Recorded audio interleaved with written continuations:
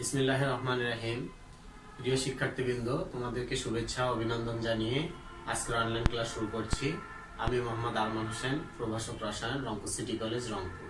শিক্ষার্থীরা আশা করি তোমরা সকলে ভালো আছো, সকলে স্বাস্থ্যবিধি মেনে চলছো। শিক্ষার্থীরা, আমি তোমাদেরকে রসায়ন দ্বিতীয় পত্রের যে জৈব রসায়ন অধ্যায়টি রয়েছে এটি নিয়ে আলোচনা করছি। তো শিক্ষার্থীরা, আজকের ক্লাসের মাধ্যমেই আমি এই অধ্যায়টি তোমাদের শেষ করে ফেলবো। এর আগে অনেকগুলো ক্লাস নিয়েছি, সেই ক্লাসগুলো তোমরা ধারাবাহিকভাবে পর্যালোচনা করবে। তো আজকের ক্লাসের মাধ্যমে জৈব রসায়ন অধ্যায়টি আমি সমাপ্তি ঘোষণা করব। তো শিক্ষার্থীরা, গতদিন আমি যে বিষয়গুলো পড়িয়েছি আশা করি তোমরা বুঝতে পেরেছো। আজকে আমি তোমাদেরকে যেটা পড়াবো সেটা হলো পেপটাইড বন্ড। পেপটাইড বন্ধন। পেপটাইড বন্ধন এটি আসলে এবং গ্লাইকোসাইড বন্ড। গ্লাইকোসাইড বন্ধন আমার আজকে আলোচ্য বিষয় এই দুইটি, পেপটাইড বন্ধন এবং গ্লাইকোসাইড বন্ধন। তো শিক্ষার্থীরা, তোমরা জানো যে গ্লুকোজ এর সংকেত হলো C6H12O6। এই গ্লুকোজ এটা হলো যে এক ধরনের স্যাকারাইড অণু, মনোস্যাকারাইড। গ্লুকোজ একটি মনোস্যাকারাইড অণু। তো এই মনোস্যাকারাইড অণু এটির চাক্রিক কাঠামো হতে দেখা যায় যে 1 নং কার্বনের যে OH বা হাইড্রক্সিল গ্রুপ আছে, এইটার দুটি অবস্থানের কারণে দুটি গঠন পাওয়া যায়। একটা হলো আলফা গ্লাইকোসাইড এবং আরেকটি হলো বিটা গ্লাইকোসাইড। তাহলে এই যে গ্লুকোজ একটি মনোস্যাকারাইড অণু, এটার আমরা চাক্রিক গঠন দেখাবো। চাক্রিক গঠন থেকে তোমরা এটি বুঝতে পারবে।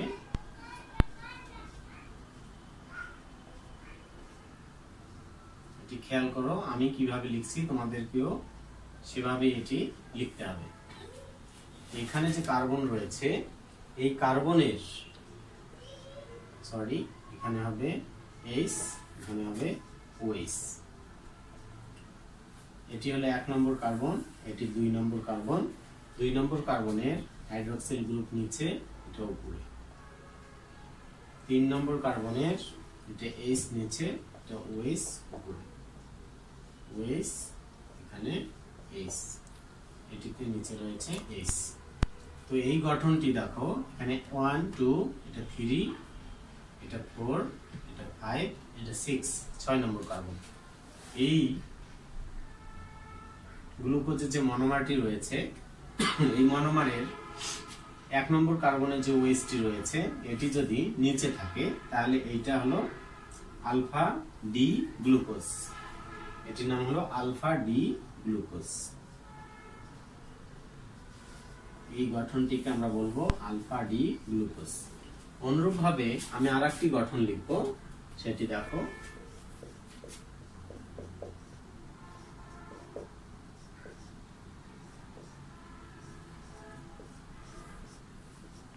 এই 1 নং কার্বনের OH গ্রুপটি যদি উপরে থাকে তাহলে সেটিকে আমরা বলবো বিটা ডি গ্লুকোজ।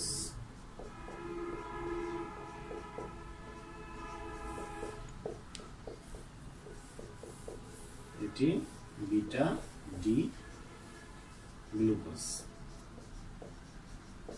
তো শিক্ষার্থীরা, আলফা ডি গ্লুকোজ এবং বিটা ডি গ্লুকোজ এটার চাক্রিক কাঠামো আমরা দেখলাম।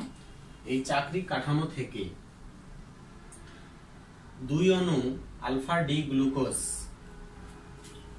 এর থেকে যদি 1 অণু পানি অপসারিত হয়ে যে বন্ধনটি গঠিত হয় তাকে আমরা বলবো আলফা গ্লাইকোসাইড বন্ধন। তোমাদেরকে আমি এখন যেটা দেখাবো আলফা গ্লাইকোসাইড বন্ধন, এটি দেখাবো। তাহলে এটিকে 2 অণু আলফা গ্লাইকোসাইড, এটিকে যদি আমি পাশাপাশি লিখি তাহলে আমার এপাশে আরেকটি আলফা ডি গ্লুকোজ অণু লিখতে হবে, CH2OH।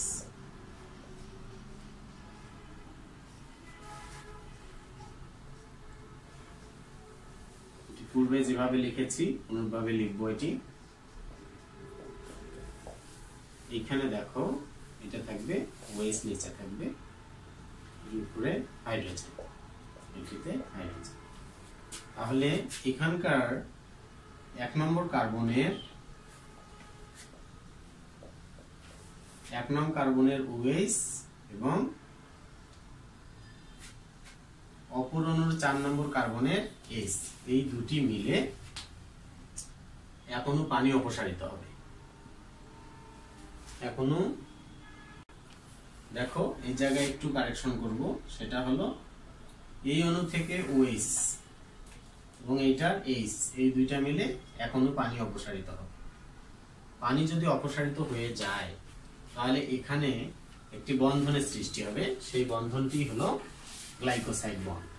আমি এদিকে গ্লাইকোসাইড বন্ধনটি, এই জিনিসটিকে পুনরায় ওইদিকে লিখবো, সেইটা লিখে এই জায়গাটাতে আমার শুধু একটু কারেকশন আছে, তা হলো এটার সাথে এটা অক্সিজেনের বন্ধন তৈরি হবে। এটাই হলো আলফা গ্লাইকোসাইড বন্ধন, এটাই গ্লাইকোসাইড বন্ধন। যেহেতু এই বন্ধনে আলফা ডি গ্লুকোজ ব্যবহৃত হয়েছে, তাই এই গ্লাইকোসাইড বন্ধনকে আমরা বলবো আলফা গ্লাইকোসাইড বন্ধন। আশা করি শিক্ষার্থীরা তোমরা আলফা গ্লাইকোসাইড বন্ধন বুঝতে পেরেছো। তাহলে পলিমার অণুতে যে গ্লাইকোসাইড বন্ধন রয়েছে, গ্লুকোজের যে মনোমার আলফা ডি গ্লুকোজ এবং অপর একটি মনোমার বিটা ডি গ্লুকোজ, এটি থেকে কিভাবে গ্লাইকোসাইড বন্ধন তৈরি হয় তা আমি আলফা ডি গ্লাইকোসাইডের ক্ষেত্রে দেখালাম। তাহলে আলফা ডি গ্লুকোজের দুইটি অণু, এর একটি অণুর 1 নং কার্বনের OH গ্রুপ এবং অপর অণুর 4 নং কার্বনের OH গ্রুপ থেকে এক অণু পানি অপসারিত হয়ে যে বন্ধন তৈরি হয় তাকেই গ্লাইকোসাইড বন্ধন বলা হয়।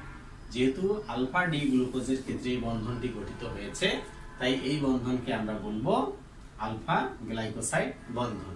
শিক্ষার্থীরা আশা করি তোমরা বুঝতে পেরেছো। এই গঠন কাঠামোটি হলো বিটা ডি গ্লুকোজ। তোমরা খেয়াল করো, ভালোভাবে খেয়াল করলে দেখতে পাবে 1 2 3 4 5 6, 1 নং কার্বন, এটি হলো 1 নং কার্বন। 1 নং কার্বনের OH গ্রুপটি যদি উপরের দিকে অবস্থান করে তাহলে সেটিকে আমরা বলবো বিটা ডি গ্লুকোজ। এটি হলো গ্লুকোজের একটি চাক্রিক কাঠামো। এই চাক্রিক কাঠামোতে 1 নং কার্বনের যে OH গ্রুপটি রয়েছে, এটি যদি উপরের দিকে থাকে তাহলে এটিকে আমরা বলবো বিটা ডি গ্লুকোজ। এখন এরূপ দুই অণু বিটা ডি গ্লুকোজ এর 1 নং কার্বনের OH এবং অপর অণুর 4 নং গ্রুপের 4 নং কার্বনের যে OH রয়েছে, এখান থেকে এক অণু পানি অপসারিত হবে। আমি দেখো এখানে চিহ্নিত করে দেখিয়েছি যে একটি গ্লুকোজ অণুর বিটা ডি গ্লুকোজ অণুর 1 নং কার্বনের OH গ্রুপ থেকে একটি প্রোটন অপর বিটা ডি গ্লুকোজ অণুর 4 নং কার্বনের যে OH মূলক রয়েছে, এই দুটি পানির অণু হিসেবে অপসারিত হবে। অপসারিত হয়ে এই জায়গায় একটি বন্ধন তৈরি হবে, এটি হলো বিটা গ্লাইকোসাইড বন্ধন। এখন এই জায়গায় যে বন্ধনটি গঠিত হবে, তাই এইদিকে তীর চিহ্ন দিয়ে যদি আমি পাশে লিখি, তাহলে ওপাশে যে চিত্রটি আমি পাবো তা হবে এরকম। চিত্রটি তোমরা ভালোভাবে খেয়াল করো, এইভাবে একটা ক্রস বন্ধন তৈরি হবে। এইটাই হলো বিটা গ্লাইকোসাইড বন্ধন, বিটা গ্লাইকোসাইড বন্ধন। তাহলে শিক্ষার্থীরা, এটি হলো বিটা গ্লাইকোসাইড বন্ধন। পলিমার অণুতে আলফা গ্লাইকোসাইড বন্ধন এবং বিটা গ্লাইকোসাইড বন্ধন কিভাবে তৈরি হয় তা আমি তোমাদেরকে বোঝানোর চেষ্টা করলাম। আশা করি তোমরা বুঝতে পেরেছো। তো শিক্ষার্থীরা, তোমাদের কিছু ইনফরমেশন জানা দরকার, সেটা হলো কোন কোন ধরনের অণুর ক্ষেত্রে বিটা গ্লাইকোসাইড বন্ধন থাকে এবং কোন ধরনের পলিমারগুলোর ক্ষেত্রে আলফা গ্লাইকোসাইড বন্ধন থাকে। তাহলে দুই অণু আলফা ডি গ্লুকোজ থেকে এক অণু পানি অপসারিত হয়ে যে ঘনীভবন পলিমার তৈরি হয়, এই পলিমারের ফলে আলফা ডি গ্লুকোজ এর ঘনীভবনের ফলে যে আলফা গ্লাইকোসাইড বন্ধন তৈরি হয়, এই বন্ধনের মাধ্যমে যে বৃহৎ আকৃতির পলিমার অণুগুলো তৈরি হয় তা হলো এস্টার্স। আমি বলছি যে আলফা গ্লাইকোসাইড এই বন্ধন এর মাধ্যমে তৈরি হয় এস্টার্স। বিটা ডি গ্লাইকোসাইড বন্ধনের ফলে তৈরি হয় হলো সেলুলোজ পলিমার।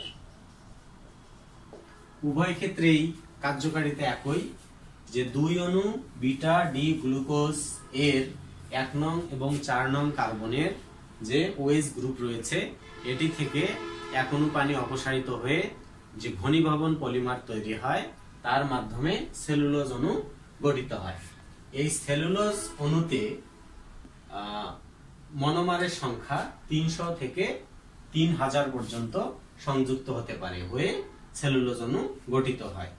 তো এরূপ গ্লাইকোসাইড বন্ধনে যুক্ত থাকা আরো কিছু পলিমার রয়েছে, সেগুলো হলো যে ল্যাকটোজ, তারপর হলো সুক্রোজ, এগুলোর ক্ষেত্রেও গ্লাইকোসাইড বন্ধন রয়েছে।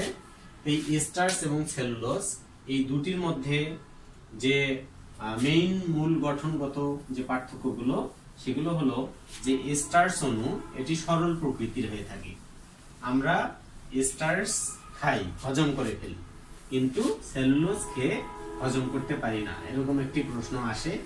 তাছাড়াও তোমাদের এই অংশটি, তোমাদের যে বায়োলজি আছে, বায়োলজিতেও এই গ্লাইকোসাইড বন্ড, এস্টার্স, সেলুলোজ এগুলো সম্পর্কিত প্রশ্ন রয়েছে, ওখানেও দেখবা যে এস্টার্স মানুষ খেয়ে হজম করে, কিন্তু সেলুলোজ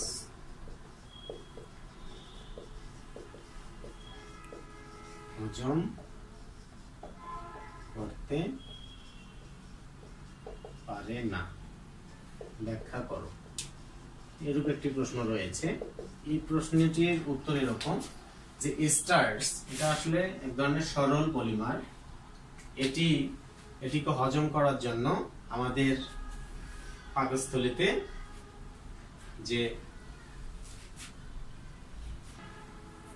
তো এই এস্টার্সকে হজম করার জন্য আমাদের পাকস্থলীতে প্রয়োজনীয় এনজাইম রয়েছে, কিন্তু সেলুলোজ এটিকে হজম করার জন্য প্রয়োজনীয় এনজাইম আমাদের পাকস্থলীতে নেই। কিন্তু গরু, ছাগল যে পশু, এরা সেলুলোজকে হজম করতে পারে, কারণ এদের পাকস্থলীতে এটিকে ডাইজেস্ট করার মতো, হজম করার মতো এনজাইম, প্রয়োজনীয় এনজাইম রয়েছে, এই জন্য এরা হজম করতে পারে।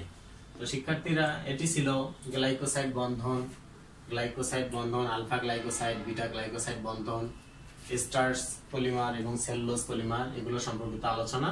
তোমরা এটি টেক্সট বইয়ে পড়বে, আরো বিস্তারিত জানতে পারবে। এখন আমি তোমাদের আলোচনা করব পেপটাইড বন্ধন। তো শিক্ষার্থীরা, পেপটাইড বন্ধনে যে জিনিসটা জানতে হবে, অ্যামাইনো অ্যাসিড। অ্যামাইনো অ্যাসিডের সংকেত হলো H2N বন্ড CH2COOH। এটি একটি প্রয়োজনীয় অ্যামাইনো অ্যাসিড। এই অ্যামাইনো অ্যাসিড অণুতে দুটি অংশ রয়েছে, এই দুটিকে আমি মার্ক করেছি। এটা হলো ক্ষারীয় অংশ, আর এটি হলো অম্লীয় অংশ। তাহলে শিক্ষার্থীরা দেখো, অ্যামাইনো অ্যাসিড এটি গুরুত্বপূর্ণ এজন্যই যে এর অণুতে উভধর্মী, পরস্পর বিপরীত ধর্মী দুটি মূলক রয়েছে। তোমরা সকলেই জানো যে অ্যামোনিয়া ক্ষারধর্মী, এখানে H2 একটি মূলক রয়েছে, এটি ক্ষারীয় মূলক, আর এটি হলো অম্লীয় মূলক। অম্লীয়মূলক কেন? এটি সহজে একটি প্রোটন ত্যাগ করে, H+ আয়ন বা প্রোটন ত্যাগ করে, তাই এটি অম্লীয়। অপরদিকে এর একজোড়া মুক্ত জোড় ইলেকট্রন, এই নাইট্রোজেনের একজোড়া মুক্ত জোড় ইলেকট্রন রয়েছে। এই মুক্ত জোড় ইলেকট্রনের মাধ্যমে সন্নিবেশ বন্ধন গঠন করে এটি বন্ধন গঠন করতে পারে, CH2COO-। এই অণুতে পরস্পর বিপরীত ধর্মী দুটি আয়ন রয়েছে, একটি ঋণাত্মক আর একটি ধনাত্মক। এই অংশটি ধনাত্মক, এই অংশটি ঋণাত্মক, তাই এটিকে আমরা জুইটার আয়ন বলবো। জুইটার আয়ন। তাহলে অ্যামাইনো অ্যাসিডের যে জুইটার আয়ন আছে, এই জুইটার আয়ন এভাবে গঠিত হয়ে থাকে।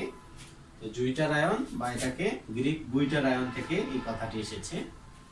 তো তোমাদের পরীক্ষায় এটি ক খ তে আসে যে জুইটার আয়ন কি, জুইটার আয়ন কিভাবে গঠিত হয়। তো এটি হলো জুইটার আয়ন। এখন শিক্ষার্থীরা, এই যে অ্যামাইনো অ্যাসিডেই পেপটাইড বন্ধন গঠিত হয়, সেটি কিভাবে গঠিত হয় সেটি আমি দেখাবো। যে প্রোটিন, এই প্রোটিনের গঠন একক হলো amino acid, H2N bond CH2 COOH। এরূপ দুটি অ্যামাইনো অ্যাসিড অণু ঘনীভবনের ফলে এর OH, এখান থেকে OH আর এখান থেকে একটি H যুক্ত হয়ে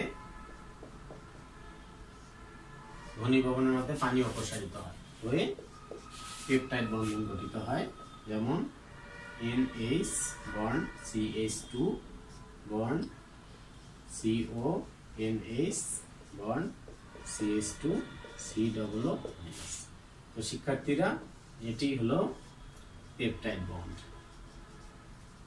পেপটাইড বন্ধন। তাহলে এই পেপটাইড বন্ধনের মাধ্যমে প্রোটিন গঠিত। তাহলে প্রোটিন অণুতে অনেকগুলো অ্যামাইনো অ্যাসিড পরস্পরের সাথে পলিমারের মাধ্যমে যুক্ত হয়ে বৃহৎ আকৃতির গঠন করে। তাহলে প্রোটিনের যে গঠন একক, এই অ্যামাইনো অ্যাসিড পলিমারের মাধ্যমেই গঠিত হয়ে থাকে। আমি সেই পেপটাইড বন্ধন তোমাদেরকে দেখালাম। তো শিক্ষার্থীরা, আশা করি তোমরা বুঝতে পেরেছো। তো এই পেপটাইড বন্ধন, গ্লাইকোসাইড বন্ধন, এই অংশটুকুই শুধু বাকি ছিল। আর তোমাদের জৈব রসায়নের যে এর আগেই আমি সরাসরি ক্লাসে অর্ধেক শিখিয়েছি, বাকি অর্ধেক যেটা ছিল তা অনলাইন ক্লাসের মাধ্যমে আমি তোমাদেরকে বোঝানোর চেষ্টা করলাম। তো শিক্ষার্থীরা, আমি চেষ্টা করেছি তোমাদেরকে ভালোভাবে বোঝানোর। অনলাইন ক্লাসে যতটুকু চেষ্টা করা যায় অতটুকু আমি চেষ্টা করেছি। বাকিটা তোমাদেরকে আমার লেকচারের আলোকে তোমাদের কাছে যে টেক্সট বুক রয়েছে, এই টেক্সট বুক ফলো করে এই জিনিসগুলো পড়ে আয়ত্ত করার চেষ্টা করবে। পরবর্তীতে যখন প্রতিষ্ঠানে আমরা সরাসরি ক্লাসে উপস্থিত হব, তখন তোমাদের যদি কোনো জিজ্ঞাসা থাকে সেটি আমি সলভ করার চেষ্টা করব। আর এখন পড়তে গিয়ে তোমরা যদি কোনো সমস্যার সম্মুখীন হও, তা আমার কাছে ফোন করে বা কমেন্ট করেও জানতে পারো। তো শিক্ষার্থীরা, আজকে পর্যন্তই। সকলে সুস্বাস্থ্য মঙ্গল কামনা করে বিদায় নিচ্ছি। আল্লাহ হাফেজ।